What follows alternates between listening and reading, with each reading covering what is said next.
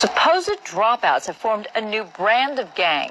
In part 2 of his report on SNY gangs, Chris Blatchford says they're now moving their criminal influence from the prisons to the streets.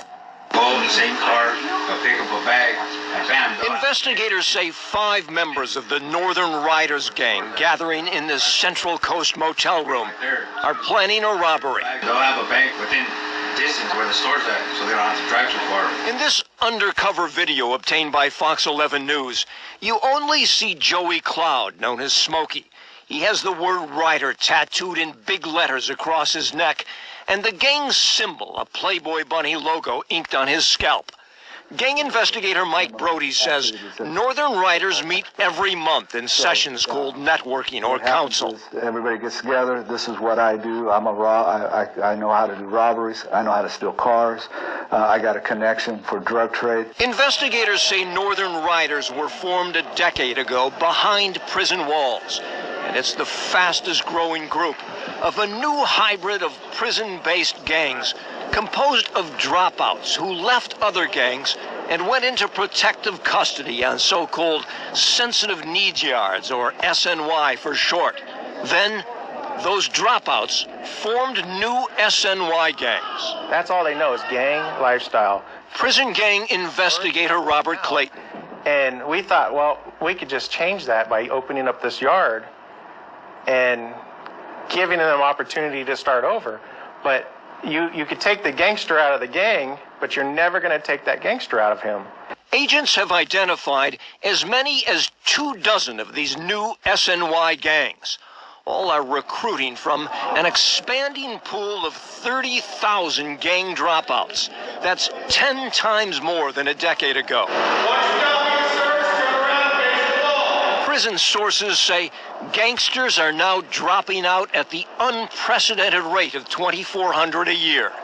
Francisco Hernandez, also known as Frank Nitti, belongs to what is estimated to be the largest SNY gang, the 2-5s, also known as Dos Cincos, DC, or the numbers. We got betrayed, disrespected, everything. Nitti, who says he did a number of hits for the Mexican mafia before they stabbed him 16 times, explains he and other dropouts became disillusioned with the heavy-handed rule of traditional prison gangs, Mexican mafia, Nuestra Familia, Aryan Brotherhood, Nazi lowriders, and Black Guerrilla Family. Now, he's committed to 2-5 revenge. Mexican mafia, I go against them now. So if I see one that's really active, I try to get him. I try to do whatever I could do to hurt him. Whatever it takes. Murders, kidnapping, robbery. And that, cops say, is now translating into a new brand of organized crime, SNY gang style. We gotta have fools too that know how to steal cars. And like these Northern Riders, growing influence and violence not only on prison yards, in order to do something like that, we need a stolen car. But out here in the community. I know how to steal cars. Cops say the Northern Rider heard talking in this video is also caught on camera during this home invasion robbery. Drug ripoffs at mafia-related stash houses are a favorite target. And the SNY gangs have a more even split of the take than more traditional mobsters. The profits are spread amongst each other equally rather than one individual profiting from them. Bunny-tattooed Northern Rider girlfriends are used to open credit card accounts to fund buys of drugs and guns. And detectives say this Northern Riders crew, recently convicted and sent to prison, bought that contraband from a cartel member in the Central Valley.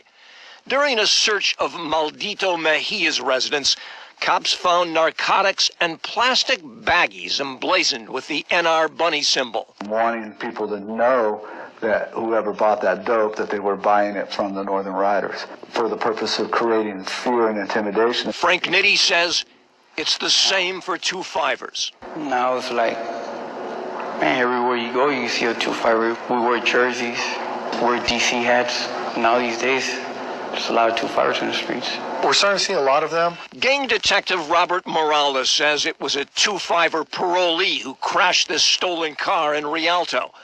Eric Robledo, known as Mosco, a 2-5 tattoo hidden on his back, is now doing 5 years in prison after leading cops on a high-speed chase. At the end, he hit a guardrail, which swung back into a police car, injuring an officer.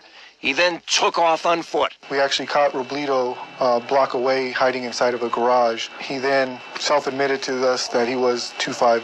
In San Bernardino, Peter Wino Amaya, a former 7th Street West Side Verdugo shot caller seen here in court, is accused in a plot to murder a gang dropout named Alicio Aguilar, known as Pequeño, also a 2-5er.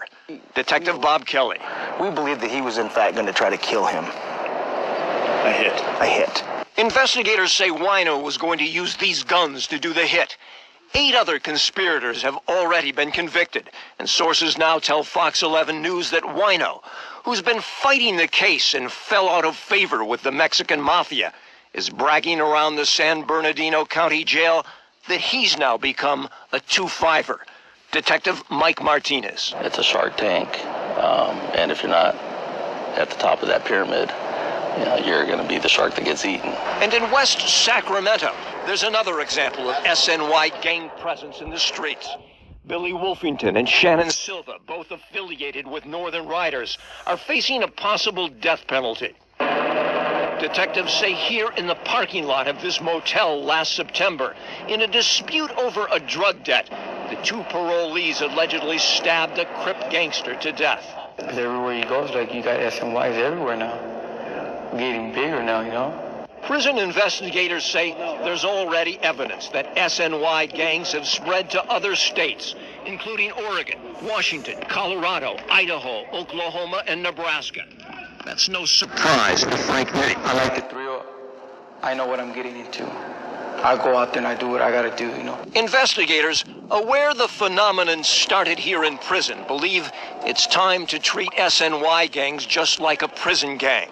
Lock down active members in high-security cells known as shoes, and implement a tougher screening process for gang dropouts seeking protection on SNY yards. One investigator tells us the worst thing we can do is pretend this SNY gang phenomenon is not a real threat. Chris Blatchford, Fox